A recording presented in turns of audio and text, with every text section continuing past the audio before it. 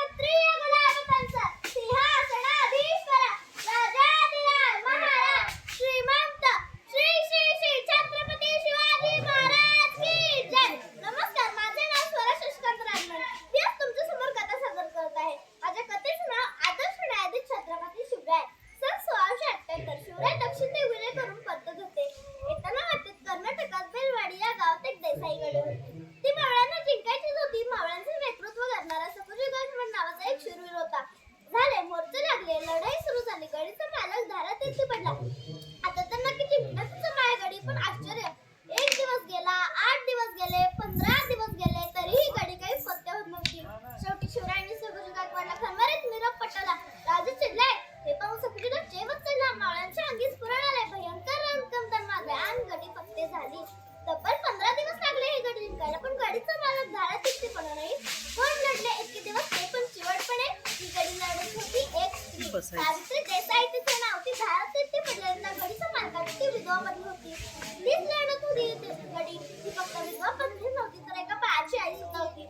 शिवरायांना मावळ्यांच्या विजयाची वार्ता समजली. शिवरायांना कधी एकदा गडीपाशी पोहोचताच झाले. शिवराय गडीपाशी पोहोचले. बघतात तर काय, सफुजी तिथे नव्हते. सफुजी थोड्या वेळाने सावित्रीला कैद करून तिथे हजर झाले.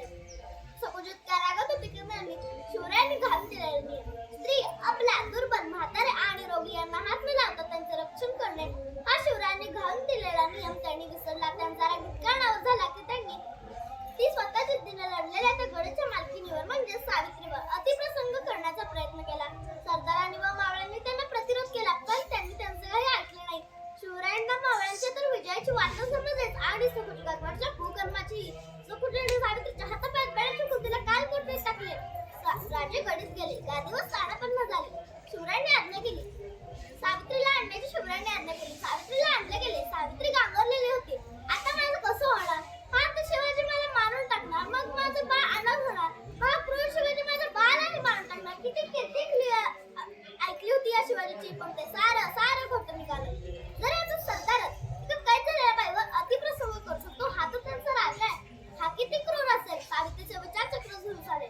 सावित्रीने महाराजांना आतच हात घातली. महाराज मला मारा, महाराज मला मारा, पण माझ्या बाळाला मारू नका महाराज. हे तिचे करू शब्द ऐकून शिवाजी राजे घाबरले. शिवाजी राजांनी आज्ञा केली,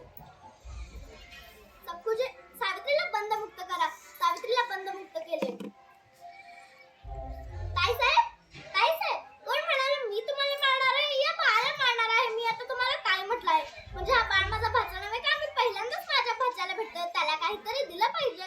बाळाच्या दूध बद्दसाठी ही जिंकलेली गडी मी त्याला देतोय आणि आजूबाजूचा प्रदेश तुमच्या सोयी बांगण्यासाठी. शिवरायांनी स्मित हास्य केले. नंतर शिवाजी महाराजांनी सफुजी गायकवाडकडे नजर लावली. त्याला पाहताच त्यांच्या डोळ्यात रांगारे बसायला लागले. झाडूचा उतरला सफुजी घाबरून गेला. माफी द्यावी महाराज, माफी द्यावी. पुन्हा असं घडणार नाही महाराज. नाही सफुजी, नाही. या गुन्ह्याला शिक्षा व्हायलाच पाहिजे. शिवरायांनी आज्ञा केली की सफुजीचे हात तोडून टाका. ज्या हाताने परत तिला स्पर्श केला ते हात तोडून टाका आणि हे डोळे उकडून काढा. सफुजी पुरता घालला. सावित्री हे सर्व काही पाहत होती. सफुजीला पकडण्यात आले. पाठोपाठ काही तसं डोळे उघडण्यात आले. हे हात तोडून टाकण्यात आले.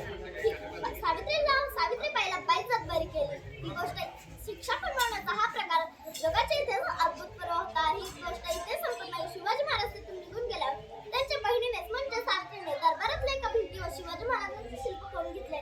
कसे आहे पण ते शिल्प? शिवाजी महाराज गादीवर बसलेले आहेत. त्यांच्या हातात बाळ आहे. एका हातात दूध वाटी आहे. ते बाळाला भरवत आहेत. असे आहे ते शिल्प. असे होते शिवाजी महाराज, एक न्यायी राजा आणि आदर्श न्यायाधीश. बोला छत्रपती शिवाजी महाराज की जय. जय भवानी, जय शिवाजी.